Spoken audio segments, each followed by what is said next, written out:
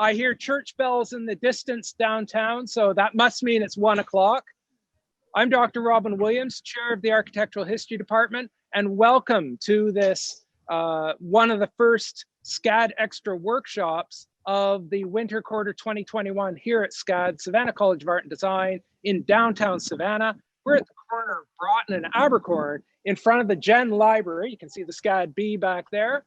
And we have some students who are hardy souls, brave souls coming out to join me on this trek across the Savannah waterfront, where we're going to be learning from Savannah. We're going to be looking at how the waterfront area is really quite different from the downtown.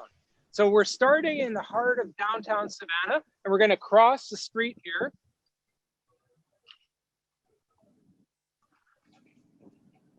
And the good news about life in the coronavirus is the traffic is not bad, and I can walk safely backwards and not get run over. So we're going to be going through a bit of downtown Savannah and talking about how, as an introduction, it gives a sense of, and you guys can hear me okay? Yeah. It gives a sense of how the waterfront is so different from the planned area of downtown Savannah. So Savannah's famous as a grid, a special kind of grid that has these squares in the middle. We can see a square to our south, and we have a square coming up behind us, in front of us rather, Reynolds Square.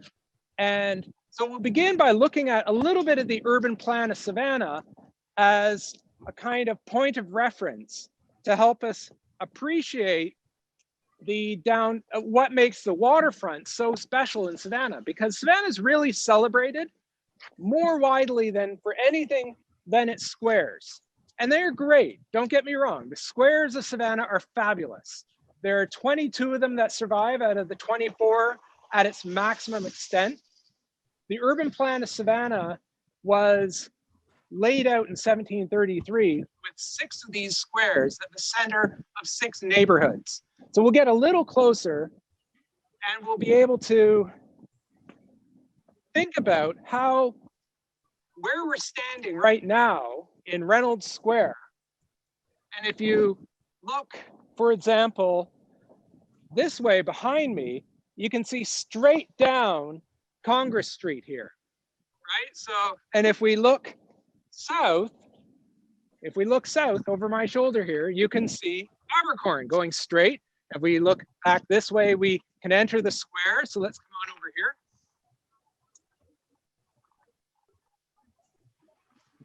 And I'm about 30 feet away from the camera. Can you guys still hear me okay? Yep. Excellent, excellent. Just want to make sure these little AirPods are working. Last time I did one of these, I was wearing AirPods for the whole time and they weren't even turned on.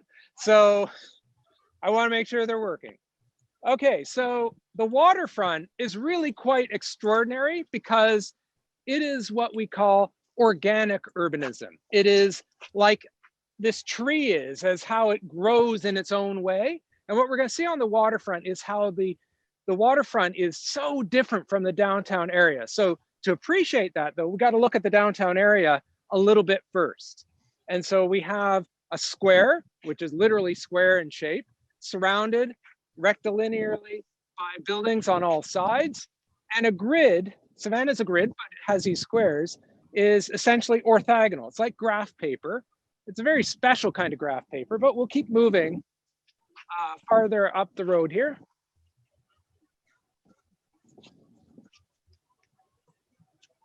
And you'll notice as we move through the square that we're going in a straight line and that everything is parallel to everything else, and it is orthogonal and very orderly. And that was intentional, that the founders of the city, Oglethorpe, when he was the representative of the Georgia trustees, founded the city in 1733, Georgia was to be an ideal utopian community where everyone was equal. And the urban plan with 6 neighborhoods, each with a square, with public building lots, and what were originally residential blocks. Every ward or neighborhood had the same parts. And it was a perfect rectangle with 2 rows of 3 of these neighborhoods, all fronting Bay Street up here. And so when we cross Bay Street in a few seconds, so we're going to keep moving north. And once again, as we enter, as we cross, and one of the wonderful things about doing one of these live feed workshops is you got to sort of navigate the world. And if we look westward, we see another, we're on the other side. So Congress was on the south side of the square. This is Bryan Street, and it goes straight across the city. So I'm just reinforcing that this is a grid, it's orderly, and that Abercorn that we're following as we go north is very orderly and regular, and the streets are 75 feet wide, so very generous. When we get down to the waterfront, it's so different, and it's its own universe. And so what I really want to accomplish with this workshop, which is called Learning from Savannah, Discovering Organic Urbanism on the Savannah Waterfront. And organic urbanism is everything that this isn't. Organic is like a plant that grows according to its own logic. And just like the trees don't grow in perfectly straight lines, nor do the streets that we're going to see and the other elements of the waterfront. So by starting at the Gen Library at a SCAD building where the students can come together, and especially on a day like today, it's so cold, it's nice to be indoors for a few seconds. We crossed Reynolds Square and we are now approaching Bay Street. So let's get across the street here.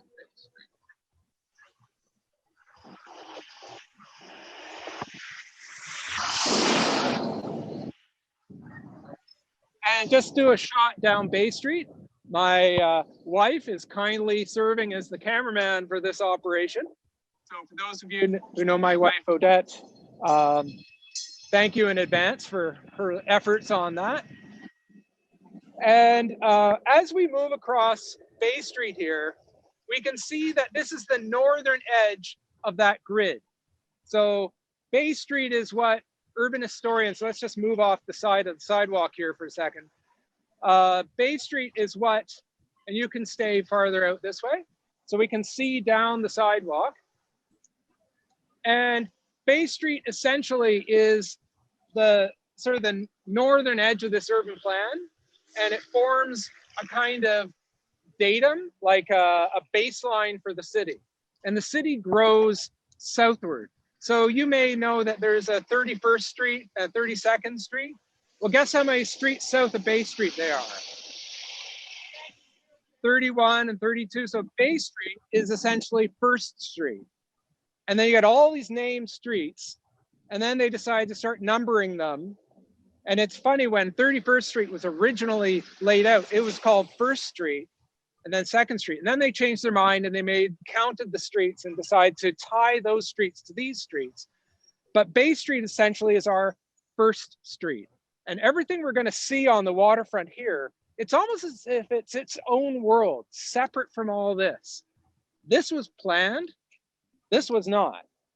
And we think of Savannah as a planned city, and just a little correction from what is popularly called America's first planned city, and billboards and tourist literature will often call Savannah that, and it's just not true. Savannah is about the 5th planned city in America, certainly not the 1st. New Haven, Connecticut, Philadelphia, Williamsburg, to name 3, are older than Savannah.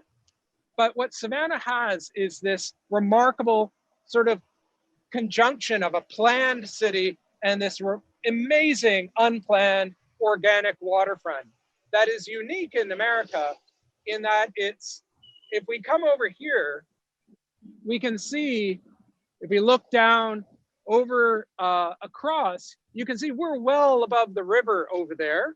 And so we are 40 feet above the high tide level of the river. And no other waterfront in America has a waterfront that's compressed into a skinny little area that's basically against a cliff, in this case, a cliff of sand or a bluff.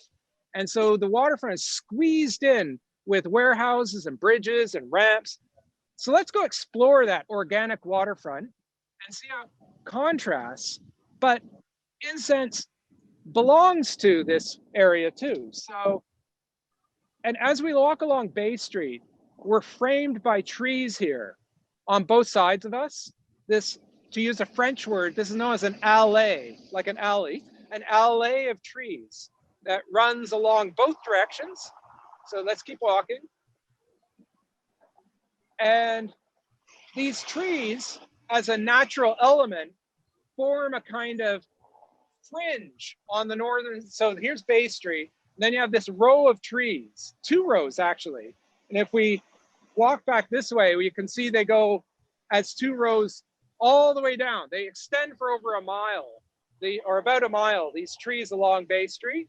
And they were first planted, the first sets of trees were planted here in the 1790s. So there have been trees along Bay Street for over 200 years. And in fact, these are possibly the first formal planting of trees along any street in America.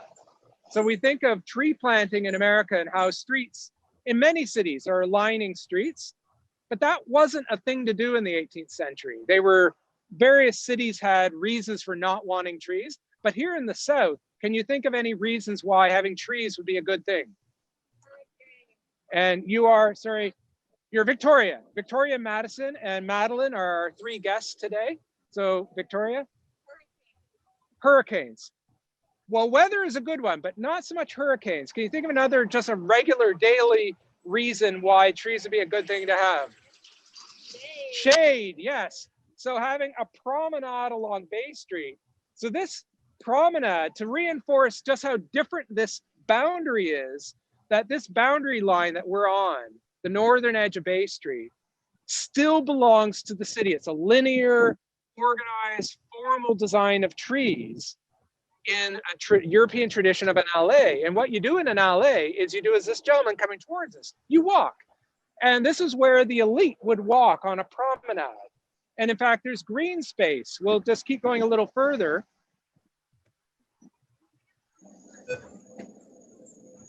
And we can see that there are little strips of green here that are gardens, essentially.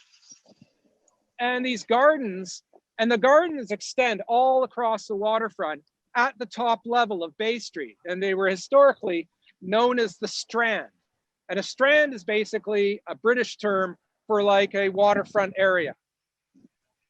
But here in Savannah, the Strand was the green space at the top of the hill. And it's a place where, like the squares, we see monuments, we see plaques. And so this green space essentially is like a big linear square. It has a lot in common with where we just were. So if we go a little further,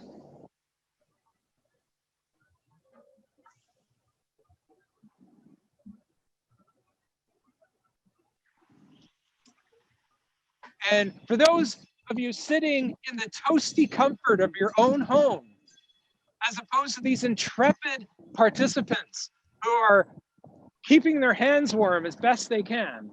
So we're going to explore, we're here walking along the waterfront, along Bay Street, and I want to really introduce the waterfront just a few feet up here. So let's get a little closer.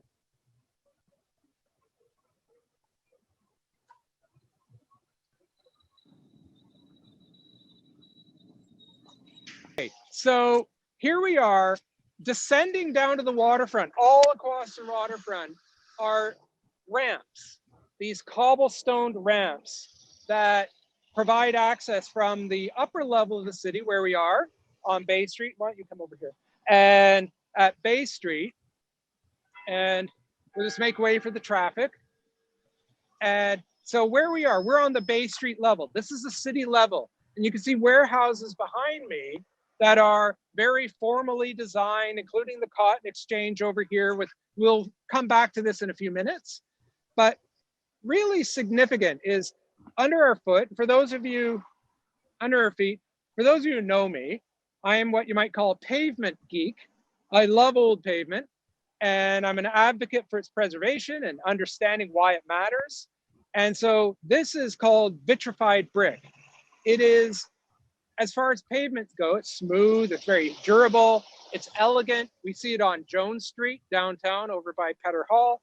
It is to pavement what a jacket and tie is to clothing, right? It's more formal. So come on over here. And the moment we descend down to the waterfront, you can see, the moment we descend down to the waterfront, you can see, and come on over here so you can be in the picture. Come on. We have, Leanne is taking pictures. So when you get to the level of where Bay Street starts descending into the waterfront, you have this very significant transition moment where the pavement shifts from cobblestone, from brick to cobblestone.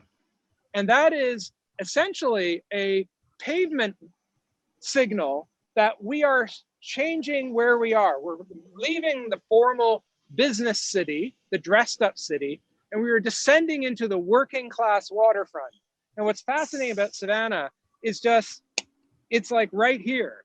And it's not just the pavement. We'll see how the buildings do the same thing. In clear view, the buildings from the level of where we're standing up are formally dressed up buildings. But when we go down the hill here, and apparently walking on cobblestones is really good for you. Their medical studies have ascertained that for elderly people to walk on irregular cobblestones is good for keeping their, honing their balance, believe it or not. And I don't think you have to be old to benefit from keeping your balance on these stones. And stiletto heels are not recommended on this surface. So here we are going down on these cobbled ramps, and cobblestones, just for those of you not familiar, cobblestones are, so a lot of people call even bricks cobblestones, like any old pavement is called cobblestones, but cobblestones are properly irregular field stones that have been laid down into a bumpy but durable pavement. Now, when we get down to River Street, we'll see granite blocks that are often called cobblestones. Those are Belgian blocks or sets. They are not cobblestones, and nor are the bricks. So let's move over this way. And do any of you know where these cobblestones, Madison and Victoria, my daughter, who is participating as well here, and my wife has heard me talk about cobblestones for many years, so I'm not going to ask them, but Victoria and Madison, do you happen to know where cobblestones come from? Yeah, they come out of river bottoms, but if we look carefully, we can see volcanic stone and granite, and there are probably a dozen different stones just right in front of us, and they come from all over the world. And what they did is they came in the hulls of ships. This was ship ballast, and we're on the waterfront. And when ships came in from Europe or other parts of the world, at the time, back in the 18th and 19th centuries, Savannah was basically shipping out either indigo or rice or cotton, eventually by late 18th century. And so Savannah was principally an export port of raw materials. And then gradually more imports would come in, but ships came in emptier than they left. So they had to have some form of way of keeping the boat bottom heavy. So they loaded up with rock. And this was true of all port towns. And so cobblestones were very common in the waterfront areas, and we still see them in Baltimore and Philadelphia and Alexandria. There are other cities that still have these, but Savannah has among the most surviving, because we have about 6 ramps of these surviving. But this was ship ballast that came from all over the world. In fact, in City Hall there, in the lobby of City Hall, is one special cobblestone that has Chinese characters on it. And it was a tombstone from 1793 for a man who died in the 3rd year of whatever the emperor was. So it mentions such so-and-so's name who died in the 3rd year of the emperor, whoever. I'm sorry, I don't remember the emperor, but that emperor came to power in 1790. So we know the stone's from 1793. And that cobblestone is on display in the waterfront. It was pulled out of one of the other ramps. when they sadly pulled the cobblestones. One of the ramps no longer has cobblestones. But these cobblestones are a record of trade. And we'll see other elements that relate to trade. In fact, the waterfront is an economic engine for the city. It always has been. But what's really fascinating to me, and it won't be evident to the people at home, but we're going down on a diagonal. This is not parallel to Bay Street. It's just heading down, that curves. And it's also obviously sloping downhill, which compared to downtown, which is pretty flat. And one of the cooler aspects of the waterfront down here is this whole retaining wall system, because the waterfront is defined by a bluff, the river meaning a cliff of sand. And you have the high ground of downtown Savannah, which is historically part of a barrier island. And then the river swings, curves in through this barrier island, and over the years cut into that island. So we had, when Savannah was settled in 1733, this was just a sandy hill right here, and then the waterfront, just a strip of beach and the river, and then the flat land above with a lot of pine trees. And so over the years, that a sandy bluff is not too stable. So they stabilized it with walls like these, which were built in the 1840s. But these ones are unique on the waterfront. These are, so let's get over here.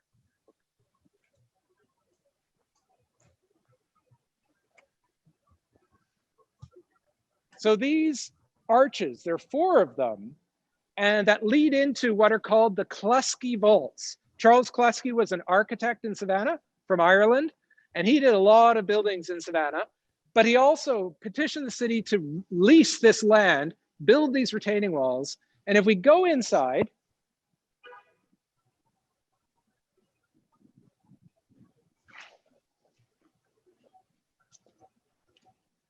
have you guys ever been down inside here? Did you even know these were here? Yeah. So, and can you see me on camera there? Great. So these vaults are barrel vaulted with these segmental vaults, and there are 4 of them. And since they're going down the hill, they get bigger and taller as we go down the hill. In fact, we can take a little shortcut.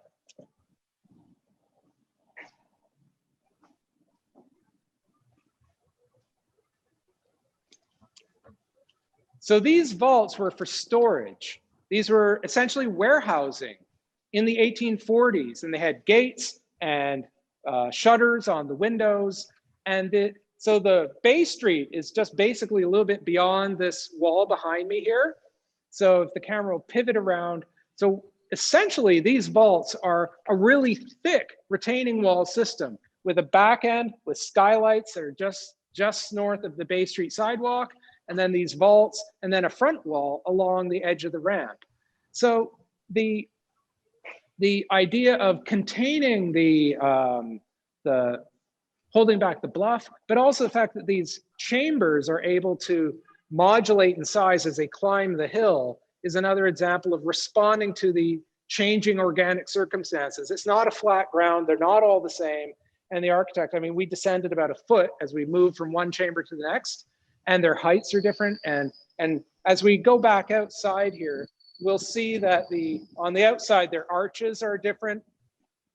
And just as a reminder, for where we are relative to Bay Street, this bridge above my head, so come on back out.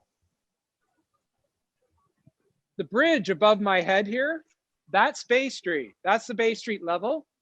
And there's a railing and another bridge over there. And you can see if we come over here and you look up, you can see that the building, the Thomas Gamble building here, and come on, maybe we just come over here a little bit more. And if you look up, you can see that that building is all dressed up with cast iron ornament around the windows and the doors, the railings, the ornament going up the building, up down to the level of this bridge. But down below, no ornament. It's like a closet or a basement. It's very utilitarian. There are air conditioners and stairs, and there's no effort to dress it up. That is in architecture the same as that joint we saw between bricks and cobblestones. These vaults are merely utilitarian storage sheds or warehouses. Now there's some people have speculated that these were slave pens as part of the slave trade. And there is no historical evidence that these chambers were ever used for that. But there's no denying that part of the architecture of trade, or the trade of Savannah, included enslaved people. There were slaves brought to Savannah, sold in Savannah. We just don't know if they ever were stored in these chambers. And there's no physical evidence. They've done archaeology. They've never found any physical evidence or any written records to that effect. But it's not to deny slavery, but just we don't think these were used for that purpose. So we're going to go back up the hill. And by the way, what you're looking at here is the back side of one of the waterfront warehouses. And what's also interesting is the ornament we see on these sides, the upper parts of these buildings, is only on the part facing the city. So these buildings have a front facing the river, and it looks like the lower part. It's all utilitarian. So it's all about how does a building interact with the city. So the reason I started this tour in the city was to remind us that that's the dressed up part. That's the formal part of the city. So think of the city being like your living room, and where we are here is like your basement. And like makeup. Yeah, or like how you dress up or the clothes you wear in the city is different from how you might dress up to go work in a field or go to the beach, right? So there was a strong recognition historically of how cities responded to the role it played. And a city was a formal place, especially in a downtown area. And in fact, people in their own homes, when they lived downtown, would never think of being seen exiting their house in anything short of a proper attire. But then people started fleeing to the suburbs, partly to lead a more informal lifestyle, which is what we want, which is why suburbs are so popular. So let's go back up the hill and look at that cotton exchange. Then we're going to descend to the waterfront and then go across the waterfront and culminate at the plant Riverside.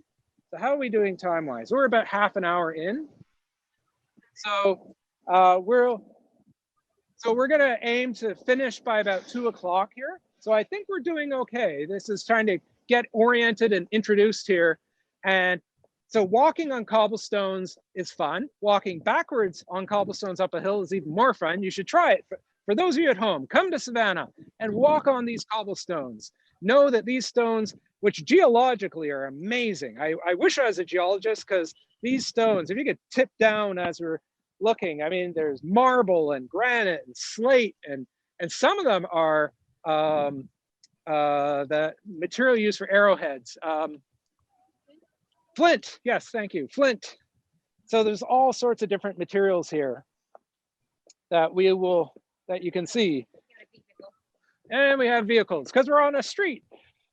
Okay, so we are back up in the formal dressed up. We've put our nice clothes back on, and we're going to look at a building that is a great case study for this kind of duality of formality and informality of how a waterfront area. So here we are in front of the Cotton Exchange,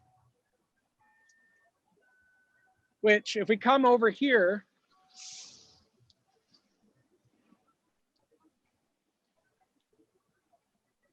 so the Cotton Exchange is one of those, and come on in a little closer, be on camera. Let's get the audience members here on camera. And so we're here in front of the Cotton Exchange, and which is in line with the warehouses, the older warehouses that were built in the 1850s, and it was built in the 1880s. And originally where we're standing, so if the camera could pivot around, and you can see straight down Drayton Street. So the Cotton Exchange aligns with Drayton Street, so it closes the vista down Drayton Street. In fact, the ramp used to come straight down through here, and the ramp used to go straight down the bluff to the waterfront. Before they built these other ramps, each of the north-south streets came to Bay Street and then went straight down a hill, rather precipitously. In fact, Montgomery Street did that until not too long ago. And the cotton brokers, known as factors, whose offices are in these warehouses. So these warehouses were warehouses below and office buildings above on this side of the city. So as office buildings, they have to be dressed up, right? They're like the office buildings south of us here. And the factors, the brokers, wanted an exchange where they could buy and sell their cotton without having to deal with it out on the steps of their shops, but you could have what's essentially a commodities exchange, just like New York City has exchanges. And in Chicago, they sell wheat and corn on a big exchange. And in Toronto, they sell minerals from the Canadian North on an exchange. And here in Savannah, they logically sold cotton in an exchange. So it facilitated the buying and selling of cotton. And Charleston and New Orleans also had cotton exchanges, and a few other cities. But there was a time not long after this building was built that Savannah was the leading exporter of cotton. So this was a really important exchange for setting the price. But they wanted this exchange, and in order to get it, there was no more vacant sites on the waterfront. All of the sites were taken up with warehouses. So they petitioned the city and said, well, could we build it over a ramp? So we are in line with Drayton Street. And while the alignment is very formal, like the rest of the city, if we descend downstairs underneath, we can see something rather unique and special about this building. So we're going to take great care to sign, because these are, Savannah has all these waterfront stairs that are nicknamed locally the stone stairs of death. So please be careful as we descend down these stairs.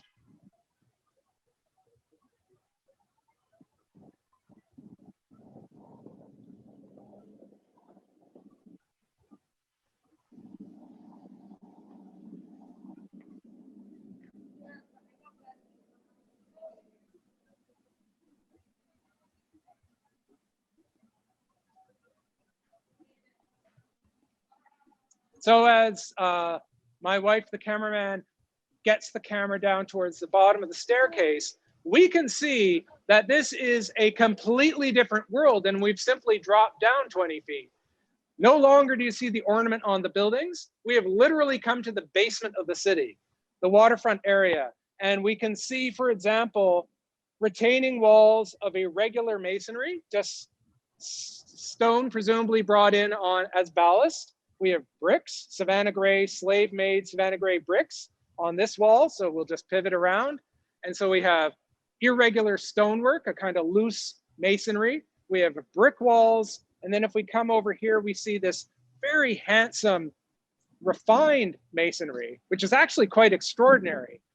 And if we come in closer, we can see this masonry is precisely cut and rounded. But the variety of materials we have down here illustrates how and in fact, the ground we're standing on is like sloping. This is that slope I was talking about that originally went from Bay Street just straight down, like it's doing here, to the waterfront. And in fact, there's the cotton exchange above, standing on its cast iron 1880s stilts. And it is a rare building in the world that is completely built over a right-of-way. Not just a piece of it, like at Grand Central has parts of Grand Central Station, New York, have roads going under it. But this is the whole building, has a road going under it, which is really extraordinary for the 1880s, let alone today. And you can see a few vestiges of the original cobblestones. And you can still drive here and obviously bike here if you're intrepid enough. But there are cars down here because people can drive in. This is still a living, drivable area of the city. So it's utilitarian. And as we walk along over here, we see a part of the waterfront where we're reminded of the organic nature is literally a kind of piecemeal, use what was available. So if the camera would come in over this way a little bit, and we look at the stone in this wall, this is a really remarkably constructed wall. The walls of the waterfront were made by a man named Michael Cash. He was an Irish stonemason immigrant, and he signed his walls here and there. And he clearly was a master stonemason, and he took great care to alternate gray, brown, light brown, and dark brown sandstone pieces, limestone sandstone. I've always felt it looks a bit like a Mondrian painting, the way it's fitted together. But over here, we can see above this car here, we can see a section of the wall which is dark volcanic stone and very light whitish limestone, but only to about this level. And if the camera would come over here so you can see beyond the truck, the stone below is a different set of stone. And we're going to see this around the waterfront, that the stone walls are essentially shiploads of ballast. And as a load of ballast came in, they'd use it in a wall. So this load was available and they stopped. And then a new load of ballast came in, and there was no effort to hide the fact that these are different.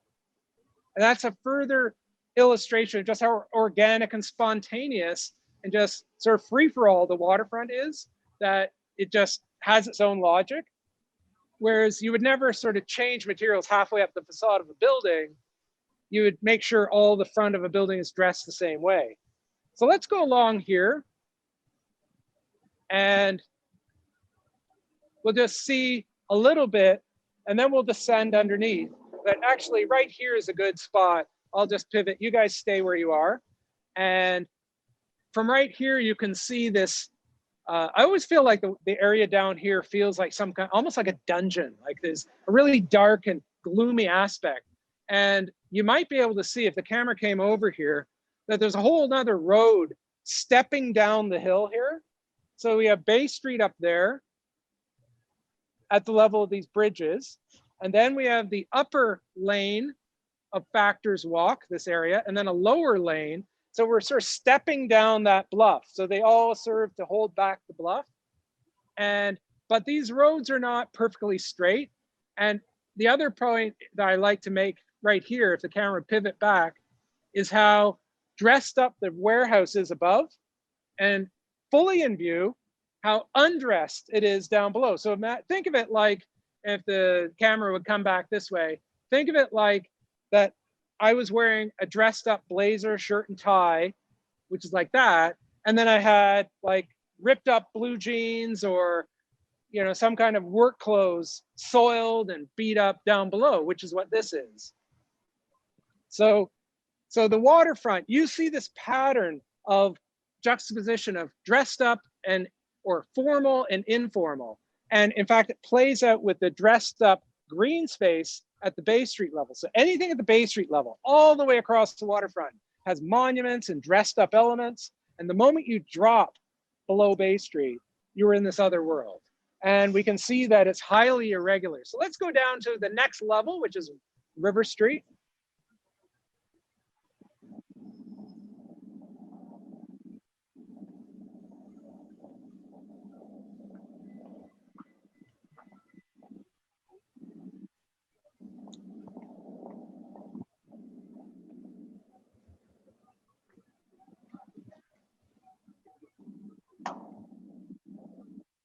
And as we just come in, so you can see down here. So as we get to the lower lane level, you can see some cars, but you see all this bridging of across the lower lane to we're at the lower lane level, the upper lane bridges to the doors. And what these staggered lanes allowed was that the warehouses could be accessed at this level, or they could obviously be accessed at the waterfront level. They could be accessed with carts at this level, or you go up to that ramp and you could wheel carts into the warehouse, pivot around. So imagine the ease of having warehouses built at the foot of the bluff allowed people with carts. It's so much easier to move cargo on wheels rather than hoists. Like a normal waterfront, you have to move the cargo into a building with hoists to get them into the upper stories. But here, you can just roll them up this ramp and along and in all these doors, or up that ramp and across the bridges. And then of course, the level above that is where the offices were.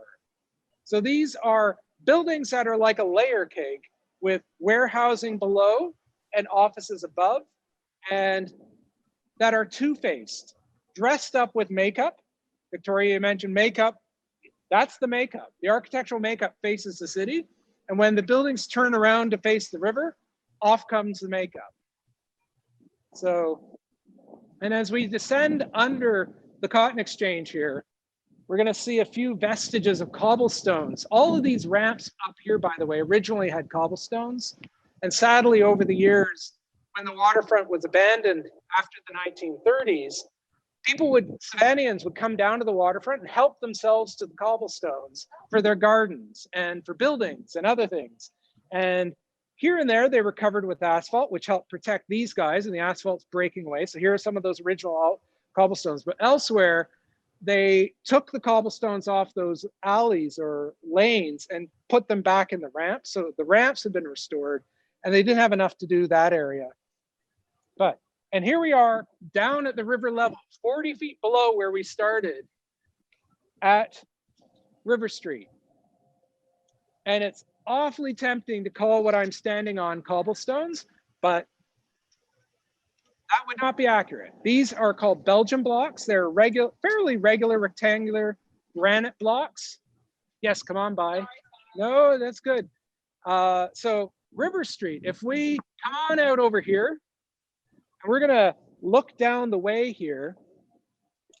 So if the camera could go behind everyone and look over my shoulder and just look at the tracks, for example, what do you notice, Madison, happening with the tracks as they move eastward? Yeah, so they're curving with the street, and in fact, they're curving with the warehouses.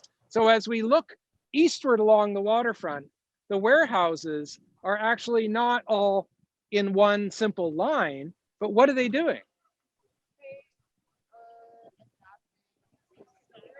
Yeah, they're adapting to the river. Exactly. Great, beautifully observed.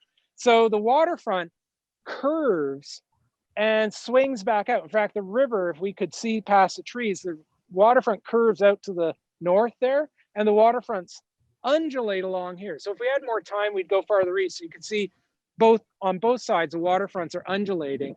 In fact, when we pivot this way and look eastward past the Hyatt Hotel there, we can see the tracks in the street here, and we can see that the warehouses in the distance. I don't know if you can see that. If you can lower the level, you can see the warehouses are tipping out. In fact, the warehouses continue off to the north over there. So it's a big curve along this waterfront, very organic. In fact, nothing is really straight.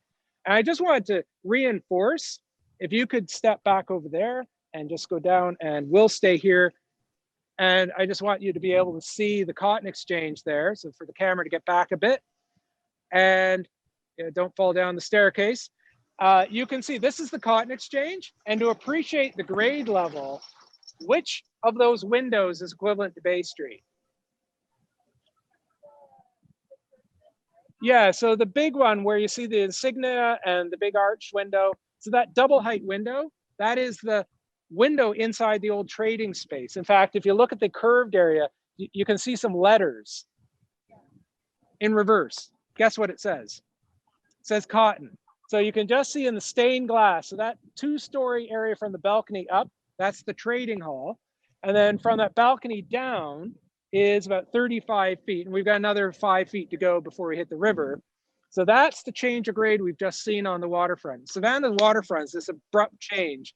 And all the warehouses here, if you come back up, we can see that these warehouses have, to use your phrase, no makeup, right? They are stripped back to their naked naturalness, utilitarian, because who would have been on a waterfront historically? Workers. Yeah, port workers, sailors, and waterfront areas historically, were they safe for the general public? No. Sailors had a notorious reputation. These were dirty. There'd be rats and other vermin. I mean, they were notoriously dangerous and dirty places. So why dress up a building, right? So even the Cotton Exchange, the most decorated building on the other side, is now stripped back to its simplicity as well.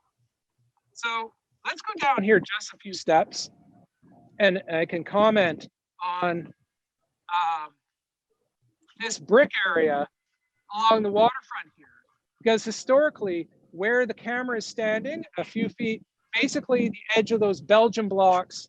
So if I step up here, and if the camera will go down over there, so where I'm standing is about where the edge of the river was up until 1975. So everything you guys are standing on over there is called Rusacas Plaza. And this was a very early urban renewal effort by the city of Savannah to reclaim its waterfront. So all these warehouses were abandoned in the 1930s as the port moved upstream. And gradually they became more and more empty. And there were efforts to tear them down and put in parking or some other use. And this is just a dirt. There was some cobblestone, the Belgium blocks and dirt, and people would park down here, but it was, I mean, just abandoned. And in the mid 70s, it was one of the earliest efforts in the country to reclaim a waterfront, make it a public amenity. And this has been one of the most successful. The Baltimore Inner Harbor waterfront's another. New York has its South Street Seaport and Battery City. Charleston eventually did a similar thing. But this one's highly successful, planned in the 70s. And so, you know, it's about 50 years old now, a little under 50 years old. It's showing its age here and there. But in fact, there used to be a little tugboat here. I don't know what happened to the tugboat. At the foot of every street coming out of the city, there would be a moment. And so there was a tugboat by the Cotton Exchanges, an anchor at the foot of Abercorn. So when you come down to the Savannah waterfront, be alert to these little moments that align with the city. So it sort of knits the waterfront back to the city. But Rusacas Plaza is a public plaza, and there's a little bit of parking at each end. But from here, we can see the more recent, so the evolution of the waterfront, of course, with the Rusacas Plaza, all of these warehouses found a new use as tourist destinations for restaurants and bars and souvenir shops and candy shops and so on. Highly successful, and t-shirt shops and so on. So they were, new life was breathed into them. And of course we have tour boats like the Georgia Queen here on your right. But in the before this Rusacas Plaza was built, in fact, there was an initiative to build a hotel on the waterfront over by City Hall here. And that hotel was on the site of one block of warehouses that actually bridged over River Street. It's the only place where warehouses jumped, where not only where these ones are, and you'll notice, by the way, how tall these warehouses are relative to, they're only 2 stories above Bay Street, but they're 5 or 6 stories on the waterfront. Yes, hardy souls. We not only is it cold and damp, but now we're on the waterfront. There's a pretty stiff breeze blowing down river here. So my poor attendees here are doing their best to try and stay warm. And so somebody should treat them to a hot chocolate after this tour. Okay, so you'll see looming a little larger and larger behind me here is the Hyatt Hotel. And it was proposed, well, first of all, there's a battle over the warehouses, which were torn down in 1969. So it was in those years when they didn't know what to do with the waterfront. And sadly, the one block of warehouses that extended out to where we're, like the hotel does. And the developer was very savvy because he figured if he took over that site, there was a precedent for bridging River Street only on that block. And so by taking over that site, even though the warehouses were gone, he argued my hotel should be able to bridge River Street.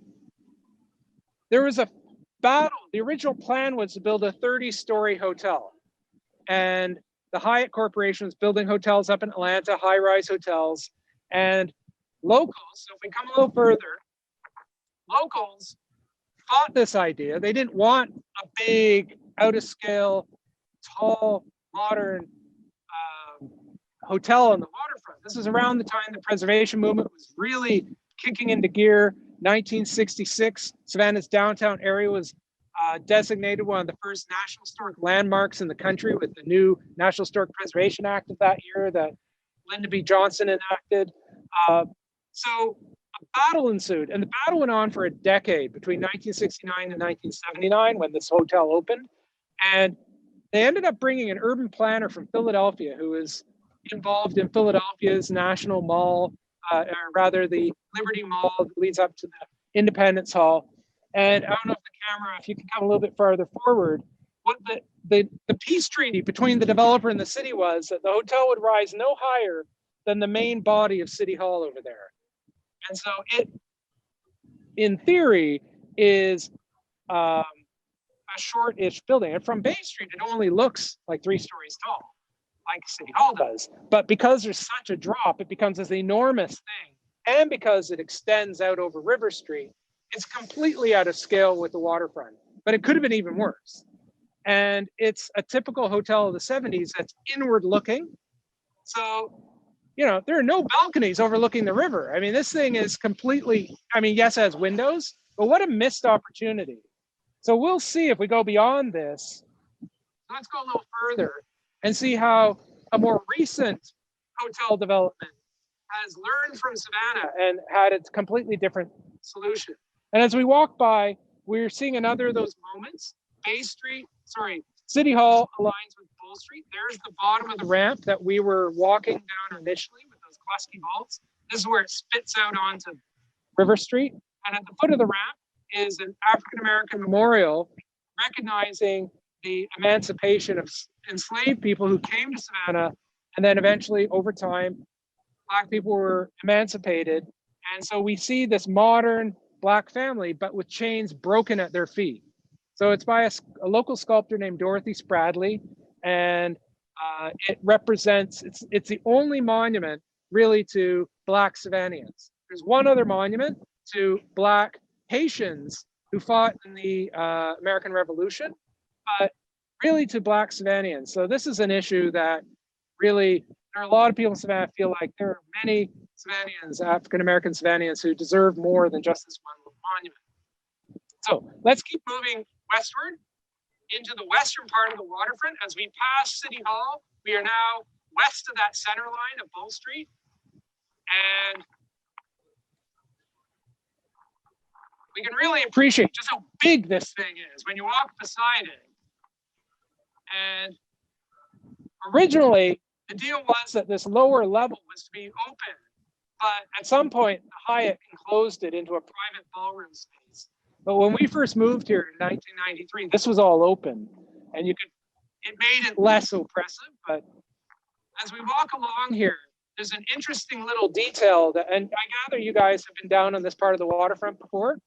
And have you ever noticed a few feet behind me here, as we walk along, there's this little round disc. Have you ever noticed this little round disc here? So we have right here, not entirely easy to read, a little medallion embedded into the pavement. And it's on this site in 1733 that James Oglethorpe, the founder of the city, stepped off his ship and landed on Georgia. And so this was February 12th, 1733. It's still celebrated as Georgia Day every year in Georgia. And so James Oglethorpe arrived here, and this is purportedly the spot. Well, the reality is probably more like 50 feet that way, because we're out on Rusacas Plaza, but unfortunately the site's underneath the building. But close to here is where Georgia began.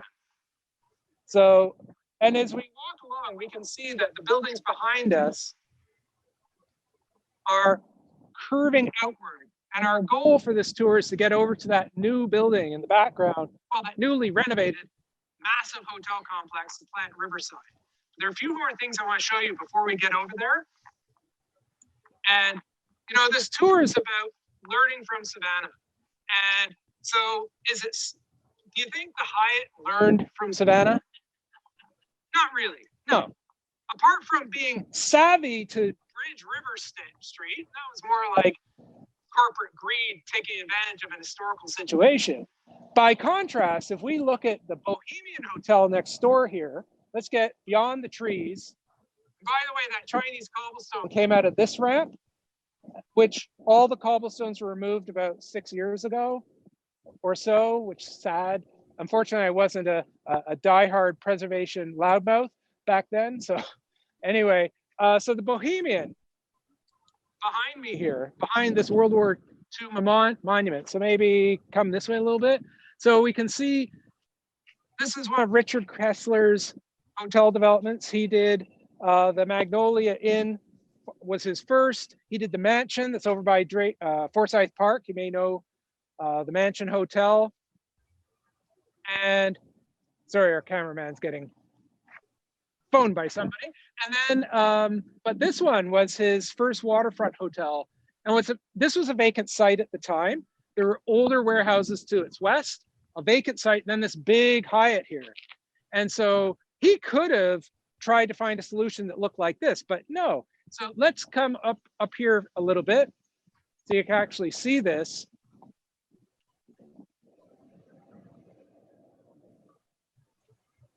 And you can see with the Bohemian Hotel that its balconies and simple brickwork evoke, like if you look farther down, you see brickwork and balconies on old warehouses and the industrial kind of glazing. He's not pretending it's an old building, but it learns from Savannah. It has some of the segmental arch things like those vaults we saw, right? The bottom level of a lot of these buildings have arched entrances.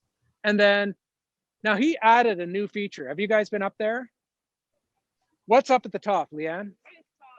The rooftop bar. And this was the first on the waterfront. It has become wildly popular to have rooftop bars. So the Bohemian introduced this new feature, taking advantage of the site. I mean, why would you not want to look at the ships, the theater of trade going up and down the river? It's amazing. So this one's in line with those other waterfront warehouses. And if we walk along here, we can see just how an analogy, a former colleague who used to be at SCAD, he was my dean many, many years ago. And we talked about this site when it was still a vacant site. And so come on out here. And this is a great place for just seeing how windy this street is. But if you have a vacant site, he said, this is like a missing tooth. And, you know, if you have a gap in your teeth, what do you logically do? You put the tooth back, right? You get a replacement so they blend in with your teeth. And that's what this building is trying to do. Although it was allowed to go taller, partly to transition between the Hyatt and these older, lower historic buildings. So it sort of mediates between, and it's sort of almost like a buffer between the intrusiveness of this massive, massive Hyatt. And by the way, the Hyatt has now opened a rooftop bar, and it's in that little gap up there. But when you're up there, you have no view of the river. Yeah, exactly. Whereas this guy, and then from this, the inspiration of this building led the other end of the block. We have, what's beautiful about it is you can't see it. So maybe we go back out there. You might see that the end of this next warehouse is the Cotton Sale Hotel. And they have a rooftop bar as well, with actually a slightly better, more expansive view than even the Bohemian. So let's keep moving along here. And now when they built Rusacas Plaza, they couldn't imagine someone parking downtown and having, God forbid, to walk like 2 blocks. So they installed parking at both ends of the waterfront as part of that public urban renewal project. And I think long-term, there will be a goal to remove this parking and turn it into more public space. And maybe have a little bit of handicap parking, but basically, you know, this is too valuable. This is not the best and highest usage of this land down here. As we walk along, we are technically on a bicycle path, although it's such a narrow, I don't know if anyone actually dares cycle on this thing. But we can see that the river, River Street undulates up and down, it curves, and again, and even the pavement itself has a kind of natural organic quality to it. It's not just coming out of a mold. These are genuine pieces of granite. And of course, here we have the bottom of the hotel, which has these rental units at the bottom, but that actually is a hotel up there, repurposing an old warehouse. I've had lots of practice doing this. So,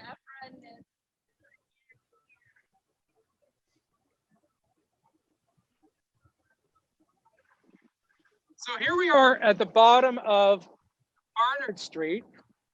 And again, a 75-foot wide corridor from the city pressing its way into the waterfront. So it's where sort of the waterfront and the city sort of marry is with these northern extensions of the city's grid. But the east-west elements are all these organic. It's sort of like the grid meets a bowl of spaghetti. And that's what the organic waterfront is. But organic also, if we look at this, the oldest waterfront warehouse is this guy behind me here. The William Taylor stores, built by a shipping merchant named William Taylor. These stores, and they're not parallel to the bay, they're sort of angled. And you can see they're made out of more of those cobblestones and patched with brick. And there's no effort to dress them up. They're warehouses, right? So we're gonna, and you can see the key characteristics of this. So even the walls, the architecture down here, not just the retaining walls. If we look in the distance up Barnard here, you can see that patchwork quality in the walls. And we can see it here as different loads of ballast were coming in. Okay, so we're going to conclude in just a couple of minutes. We just want to get to the plant Riverside, just a few feet ahead here. And for those tuning in, we're just sort of trying to pace ourselves along these different levels and so on. And so I'm running a couple minutes late, so just hang in there if you can. I just want to make sure you can see this amazing new development of Plant Riverside, which repurposes the old power plant built in 1912 with its chimneys, and then it added a few new pieces. And the city, for its part, extended the waterfront, where you see that yellow forklift, whatever that is. That's where this whole new piece of the waterfront. And I just wanted to go along the edge of Plant Riverside and conclude our tour at the foot of Montgomery Street. So come with me.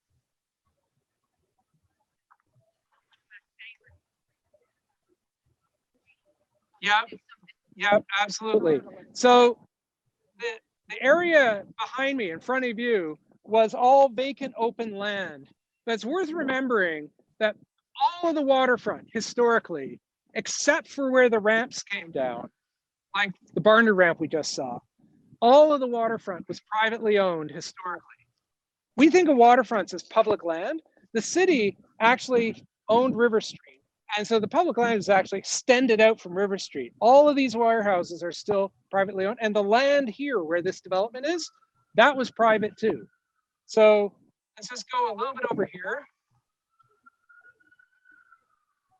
And we can see how the original power plant building, which is the brick and white metal part in the distance there with the chimneys, and then they added these two brick pieces as sort of evoking Savannah. So they got the arches and evocations of old elements, the balconies. So they're learning from the waterfront context.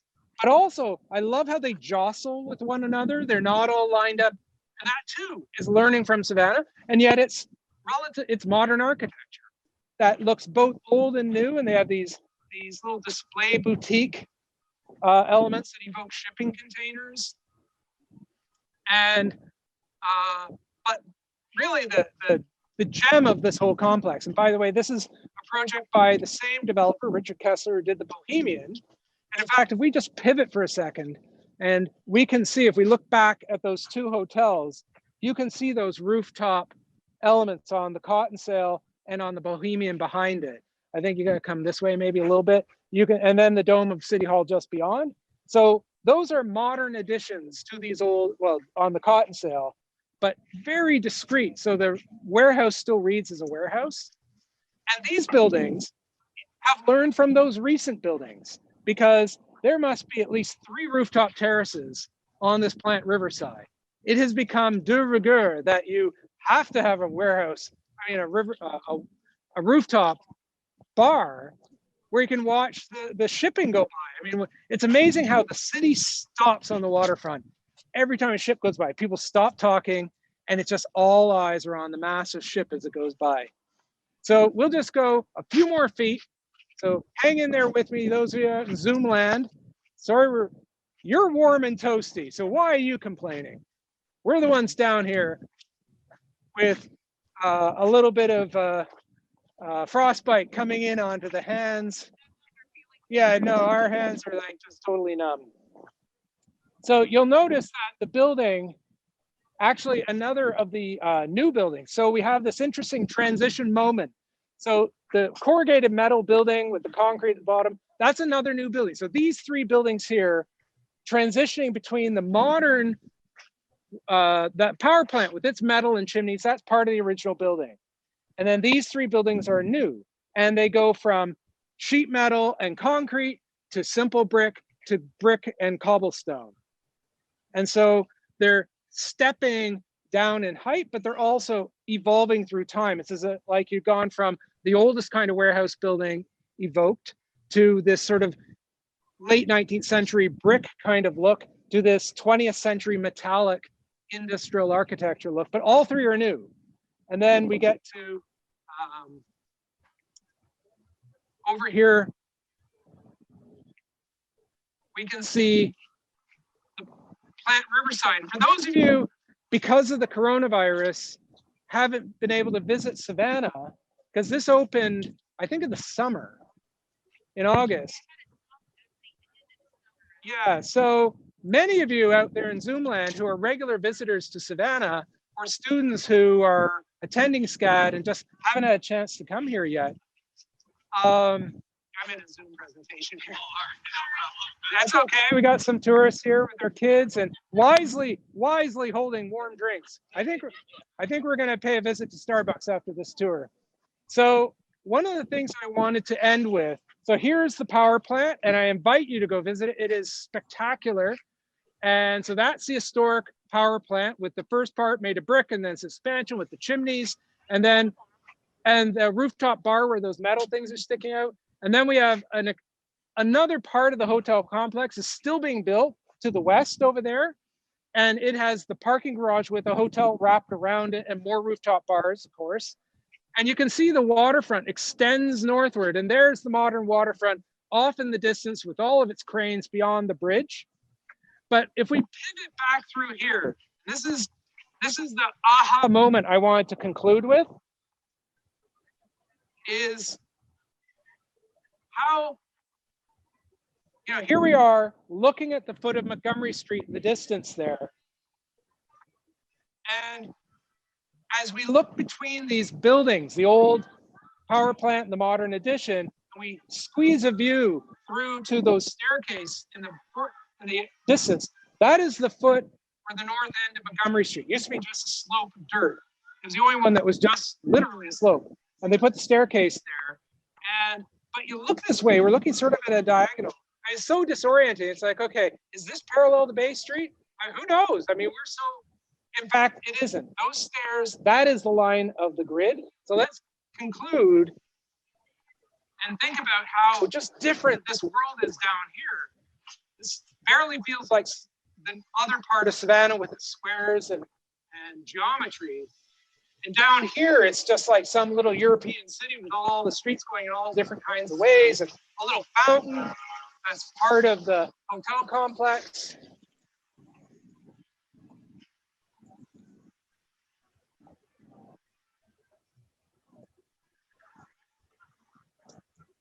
And at this point, we can see everything behind over here. So we have this staircase which aligns with Montgomery Street. Where's the camera? Oh, there we are. We have Montgomery Street staircase, and half of Montgomery, the width of Montgomery Street. Then we have this old warehouse that's waiting for a new use, and this little piazza here, a piazza that it feels a bit like more like a European city. As streets are curving, we have the old Belgium blocks, warehouses, industrial buildings, and then this new hotel across the street, the Alida Hotel with its rooftop deck. But its language of architecture is likewise learning from the warehouses and responding. That building, as you might be able to see in the camera, is not square. It is a kind of trapezoid. So the buildings down here are learning from the topography and the irregularity of this waterfront and celebrating it. So I hope this tour has shown you just how distinctive the waterfront area is different from the other part of the Savannah, how it has its own identity, and how architects, when they're doing their best, pay attention to context. And will learn, take their cues from the built environment and celebrate the irregularity of the streetscape and the lot shapes and the topography. And I think these buildings do a marvelous job of that.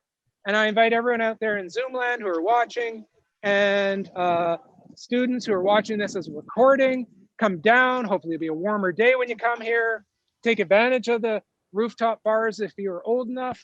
And thank you for coming out, Madison and Victoria and Madeline.